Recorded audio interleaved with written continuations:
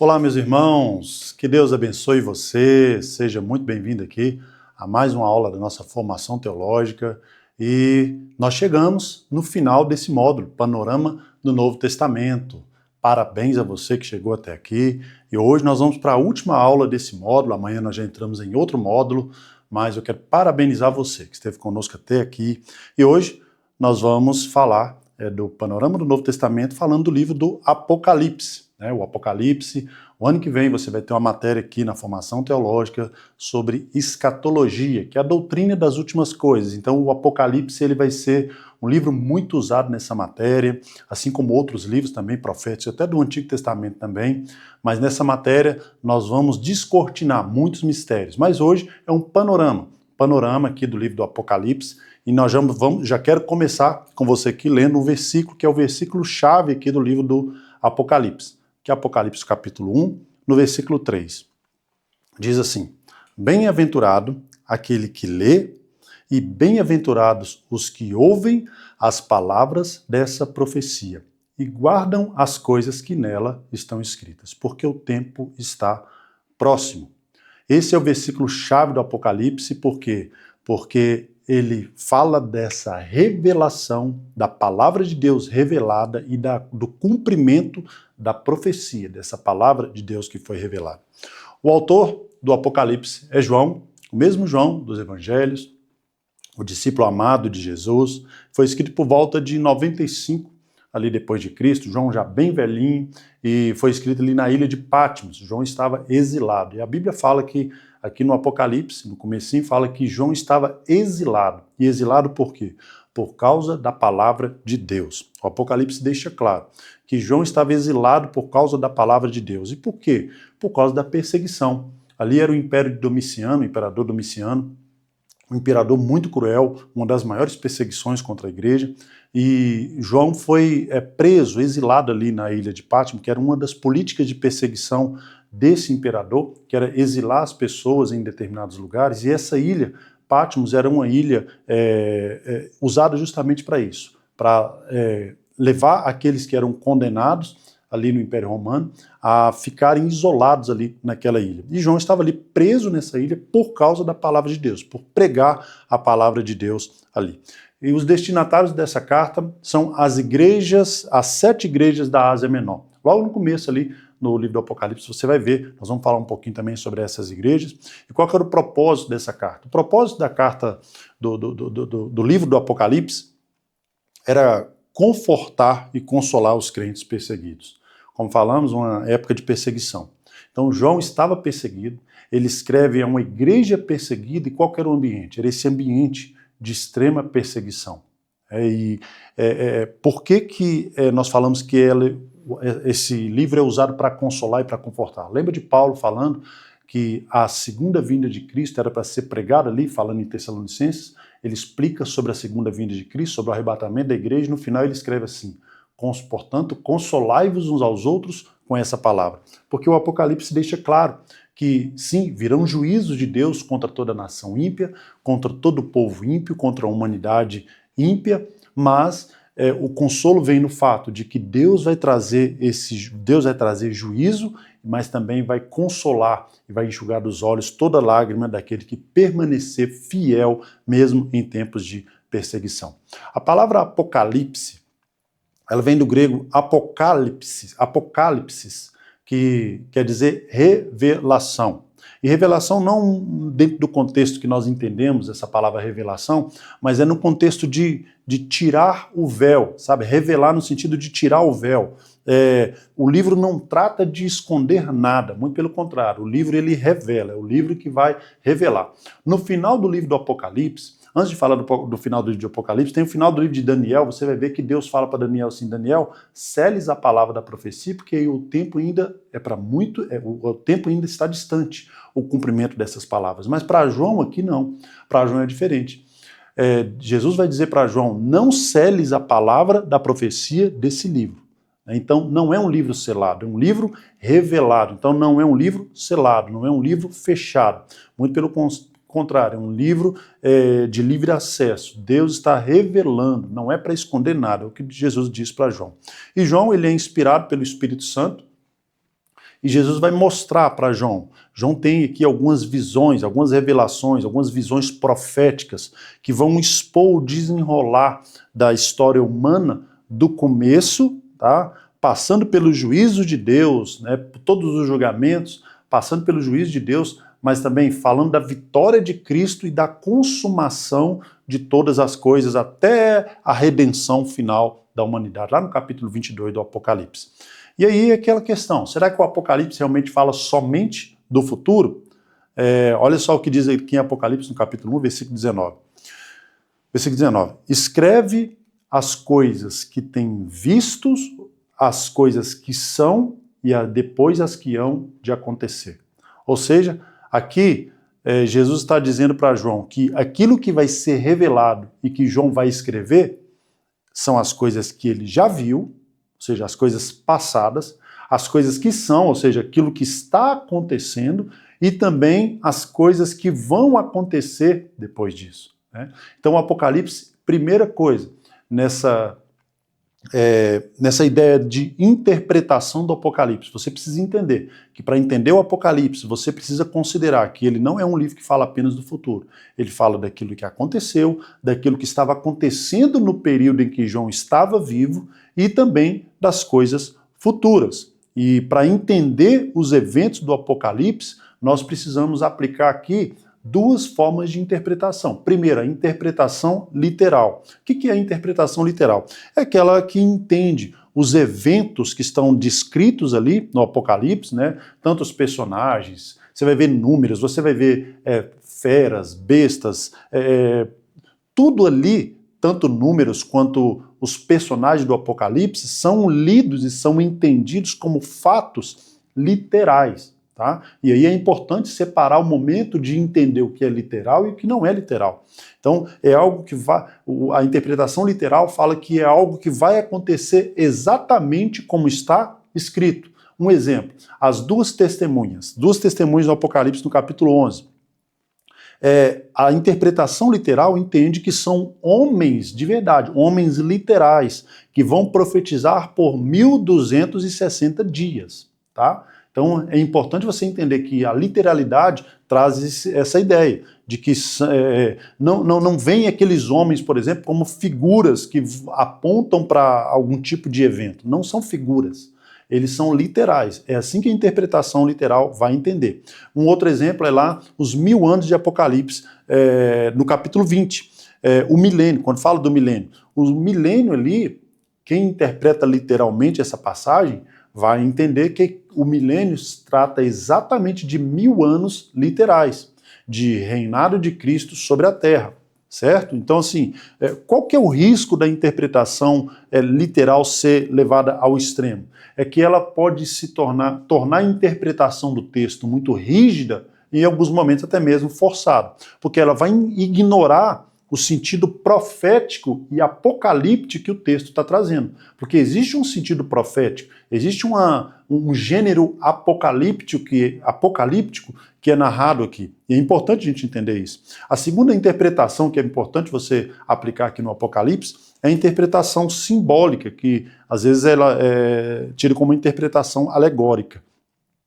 Ela entende o livro do Apocalipse, ao contrário da literal, ela entende que esse livro ele está repleto de símbolos, de figuras, e que as imagens, os eventos, os personagens ali, eles são usados para indicar verdades espirituais, mas ao mesmo tempo profundas, mas verdades espirituais, né? Então, por exemplo, as duas testemunhas ali, por exemplo, elas podem representar um testemunho, um tempo profético da igreja, não exatamente dois homens literais, certo? E os 1000 anos, por exemplo, que nós falamos ali na interpretação literal, na interpretação alegórica, ele representa um período longo de tempo, não 1000 anos exatamente, mas os 1000 anos podem representar um período longo de tempo, não um tempo definido, mas um período longo, né? Então, ela apresenta assim, os recursos trazem uma linguagem figurada, vamos dizer assim, né? Metáforas, hipérboles, muitos símbolos, muitos números, né? Então esses elementos vão apontar para realidades espirituais. A ideia aqui no Apocalipse, na ideia de interpretação, é encontrar equilíbrio. Muitos intérpretes vão trazer uma abordagem teológica mais equilibrada quando nós equilibramos, quando nós misturamos aí essas duas interpretações. De que forma? Por exemplo, a leitura simbólica das figuras e números, elas vão ser respeitadas no gênero literário quando nós queremos apresentar situações como a segunda vinda de Cristo, como algumas promessas que foram apontadas lá, não só no Novo Testamento, mas também no Antigo Testamento, e que estão se cumprindo ali. Então, literalmente, algumas promessas estão sendo interpretadas literalmente, né? E outras, às vezes de forma simbólica, nós podemos interpretar, por exemplo, algumas figuras de alguns personagens ou alguns símbolos ali, que somente se você forçar demais é que você vai encontrar um sentido literal. Então, com certeza, você tem que aplicar a interpretação alegórica ali, certo? Então, por exemplo, vou te dar um exemplo. Quando João fala da besta que sobe do mar no capítulo 13. Ali não tem como falar que ali é um monstro, é um animal. Não, ali fala-se de um império, de um sistema político ou até mesmo espiritual, como alguns entendem, que está surgindo ali, né? E é importante entender que é preciso ter esse equilíbrio nessa interpretação. Ao contrário, quando você vê em Apocalipse, no capítulo 1, versículo 7, falando, né, que Jesus vai voltar nas nuvens, e isso é literal. Eu tenho que trazer aqui a interpretação literal para esse sentido, certo? A estrutura do livro do Apocalipse, vamos passar aqui um pouco da estrutura. No capítulo 1, vai apresentar aqui Cristo glorificado, vai mostrar Cristo glorificado se apresentando para João. João vai ver, né, Cristo glorificado em meio a 7 castiçais. Esses castiçais, eles representam a igreja, são castiçais, e João ele é chamado, nesse momento, ao ver Cristo glorificado, para escrever as visões que ele teria e enviar a essas 7 igrejas, né? Então, por exemplo, tem ali um versículo, no capítulo 1, versículo 18. Eu sou aquele que vive, estive morto, mas agora estou vivo para todo o sempre. É um recado que João passaria para essas 7 igrejas.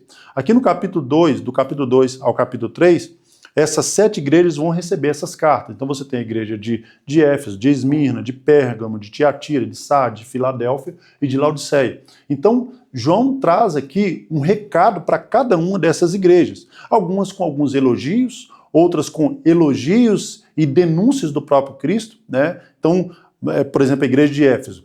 Jesus vai elogiar aquela igreja, mas depois vai dizer que essa igreja esfriou seu primeiro amor. Está lá em capítulo 2, no versículo 4. A igreja de Esmirna, Jesus vai dizer que essa igreja ela é rica e em meio à grande tribulação, ela manteve a sua fidelidade, né? A igreja de Pérgamo vai ser também elogiada, mas ao ser, mesmo sendo elogiada pela sua fidelidade, Jesus vai denunciar, dizendo que ela tolera heresias no meio dela. A igreja de Tiatira, cheia de obras, mas é conveniente com Jezabel, né? Está lá no capítulo 2, versículo 20. A igreja de Sardes, Jesus vai denunciar essa igreja, dizendo que ela tem aparência de que vive, mas está morta. E a igreja de Filadélfia, Jesus vai elogiar, falando que ela guardou a palavra com fidelidade e que a sua coroa está guardada. E a igreja de Laodiceia, lá a última igreja que Jesus denuncia, falando que essa igreja ela é morna. Quem dera ela fosse fria ou quente, mas como ela é morna, o próprio Jesus iria vomitar da sua boca. Então, assim, Jesus ele vai finalizar dizendo para essas igrejas que ele está à porta e bate. E se alguém ouvir a sua voz e abrir a porta, ele entraria e cearia com eles. Aqui no capítulo 4, aqui passando depois, né, agora o capítulo 4, João vai ter a visão do trono de Deus. João ele é arrebatado e João ele é chamado. Jesus chama ele, sobe até aqui. Então é um chamado. João agora começa a ter visões do céu. E João vê 24 anciãos, João vê anjos, João vê os querubins, João vê... tem várias visões do trono de Deus e aquilo que está em volta do trono de Deus. E ele fala assim, olha só no capítulo 4, versículo 11. Tu és digno, Senhor, e Deus nosso, de receber glória. João, ele se prostra, ele se dobra diante daquela glória. E ele entrega para Deus toda a honra e toda a glória. No capítulo 5, agora é o livro selado. João vê um livro e ele olha e não vê ninguém digno de abrir esse livro. Ele não vê ninguém digno, mas agora ele olha e vê o Cordeiro de Deus. E ele ouve uma voz que diz que, olha, sim, esse é o Cordeiro de Deus, que está à destra de Deus, e ele é digno de abrir o livro, porque ele foi morto e ele reviveu. Digno é o Cordeiro, está lá no capítulo 5, versículo 12. Digno é o Cordeiro que foi morto de receber o poder e honra e glória e domínio. Esse é o Cordeiro, e João vê que ele é digno de abrir esse livro que está selado. Então agora o Cordeiro toma o livro e ele começa a abrir agora no capítulo 6, ele começa a abrir os seus selos, e são 7 selos. E é importante você entender que no Apocalipse não dá para a gente pegar o Apocalipse e entender ele em ordem cronológica. Os fatos não estão em ordem cronológica.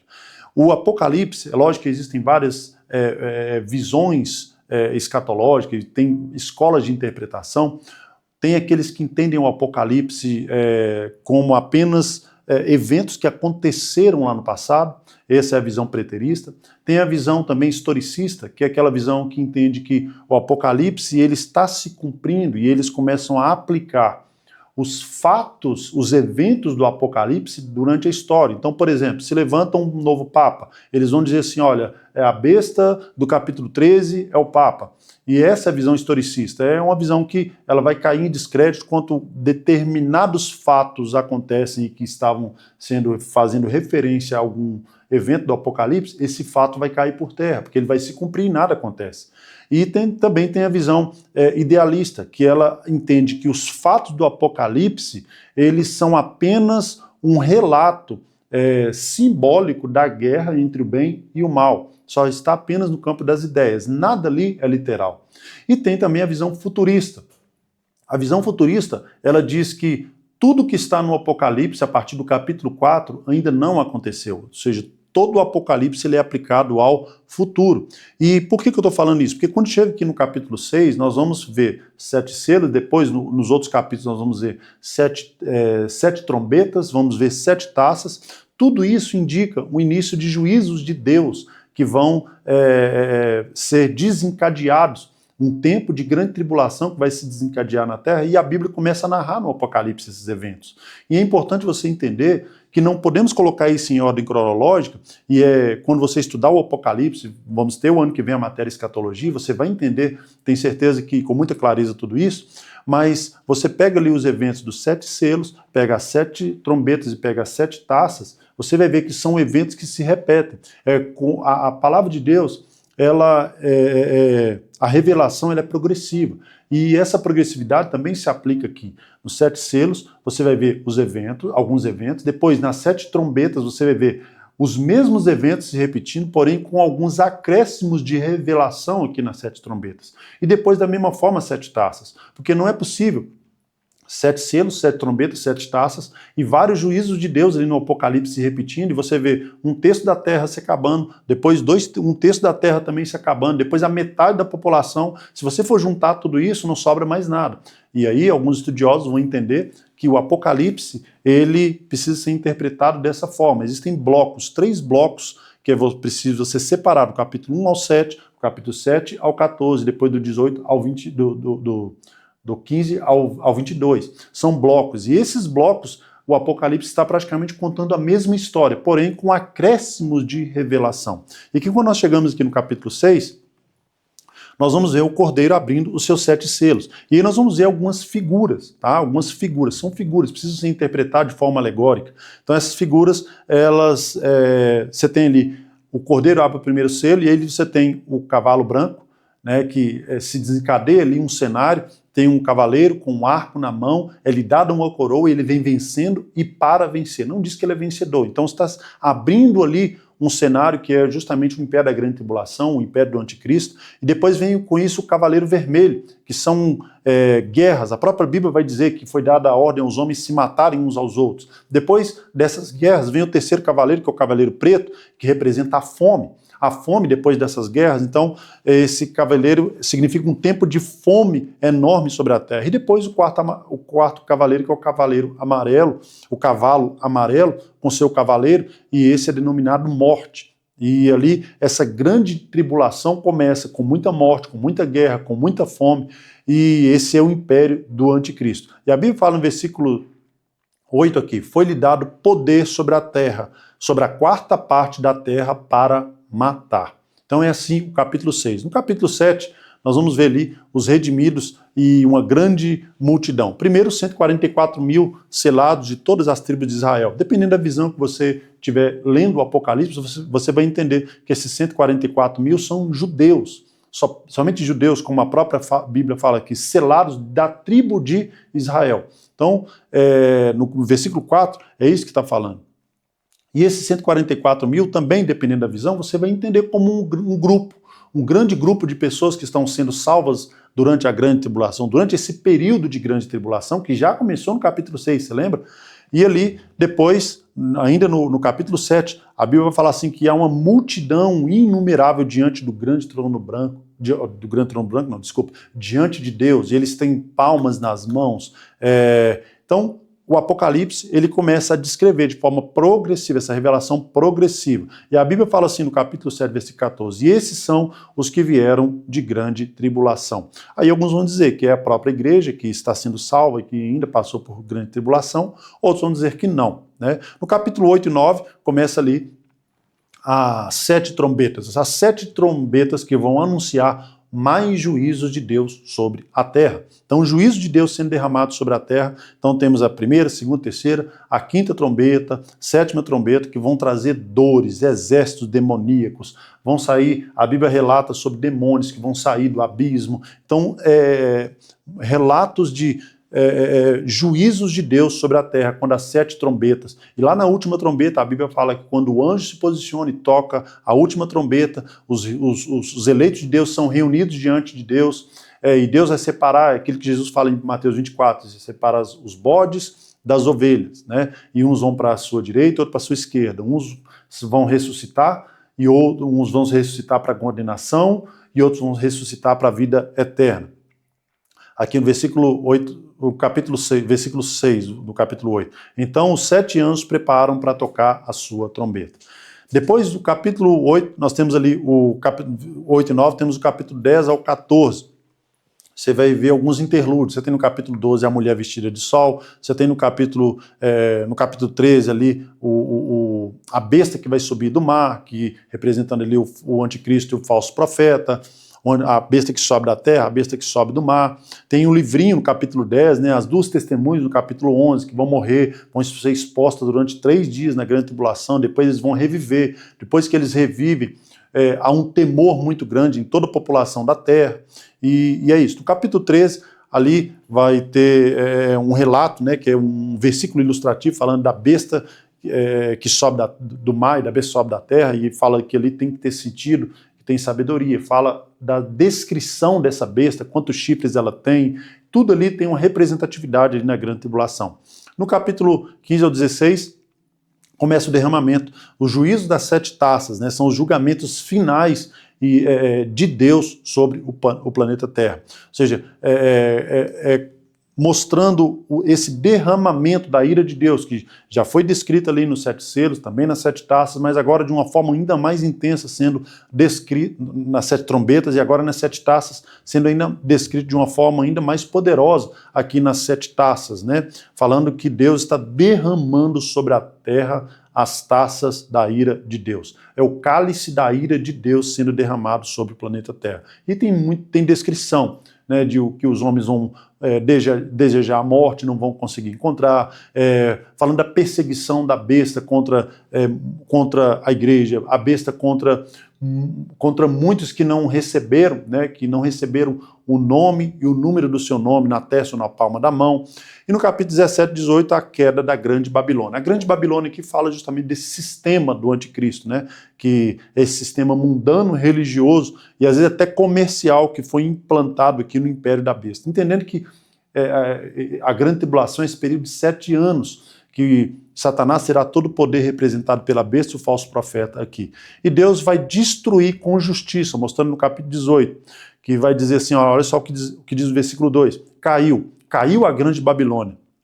É um relato do império do anticristo sendo desmontado, de Cristo, do anúncio do reino de Deus sendo estabelecido. E lá no capítulo 19, nós vamos ter o quê? O relato da volta de Jesus. É as bodas do Cordeiro. É quando o céu se abre e a Bíblia fala assim que Cristo volta, agora montado num cavalo branco. Ele é rei de reis, senhor dos senhores. A Bíblia fala assim que na sua coxa está escrito rei dos reis e senhor dos senhores. Na sua coxa, né, está escrito, ele tem olhos como chama de fogo, os pés como um latão reluzente. Então, essa descrição de glória de Cristo vindo montado num cavalo branco e a sua igreja gloriosa voltando juntamente com ele. Essa é as bodas do Cordeiro, é a união de Cristo com a sua igreja. É que os céus estão sendo abertos. Da mesma forma quando Jesus fala em Mateus capítulo 21 e Lucas Mateus capítulo 24 e Lucas capítulo 21. Então, se verá no céu o sinal do Filho do Homem vindo sobre as nuvens com poder e grande glória. E todas as tribos da terra se lamentarão e verão o Filho do Homem. Ah, meus irmãos, que dia glorioso. É o Senhor Jesus montado em um cavalo branco e a sua igreja gloriosa voltando juntamente com ele. No capítulo 20, temos aquele texto do milênio, né, um dos textos mais que causa maior controvérsia naqueles que discutem o Apocalipse. Fala que Satanás vai ser preso por 1000 anos e Cristo um anjo desce do céu, amarra Satanás e ele é preso por 1000 anos e Cristo estabelece aqui o seu reino. Né? E depois disso também se estabelece ali, ainda no capítulo 20, o grande trono branco, a partir do versículo 11, que a Bíblia fala assim que João olha e vê um grande trono e aquele que está sentado julgava. E o mar dará os mortos que nele haviam, e o Hades e o inferno daria os mortos que nele haviam. Então todo aquele... E abriram-se os livros, e abriu-se outro livro que é o livro da vida. E os mortos foram julgados de acordo com o que estava escrito nos livros. E aquele que não teve o seu nome encontrado no livro da vida, esse foi lançado no lago de fogo, onde está a besta e o falso profeta. Aqui, os mortos foram julgados, que está ali em Apocalipse capítulo 20, no versículo 12. E depois, no capítulo 21 e capítulo 22, é a descrição da Nova Jerusalém. Novos céus e nova terra. E ali há uma descrição linda, falando que ali não haverá morte, não haverá dor, não haverá mais lágrima, e que Jesus e o seu povo serão um só, e que não haverá necessidade de sol, porque Jesus, a glória de Deus, será assim a luz, será a luz que vai iluminar tanto, não haverá dia nem noite, e o mar não existirá mais. Irmãos, que descrição gloriosa! É quando esse dia chegar. Nós estaremos para sempre com ele. Jesus fala, né? Olha, na casa do meu pai há muitas moradas. Se não fosse assim, eu não teria dito, eu vou preparar lugar. E há um lugar preparado para você, lá no céu, lá na glória, para mim e para você. E termino com essa descrição. O Espírito e a noiva dizem, vem. Quem tem ouvidos, ouça o que o Espírito diz à igreja.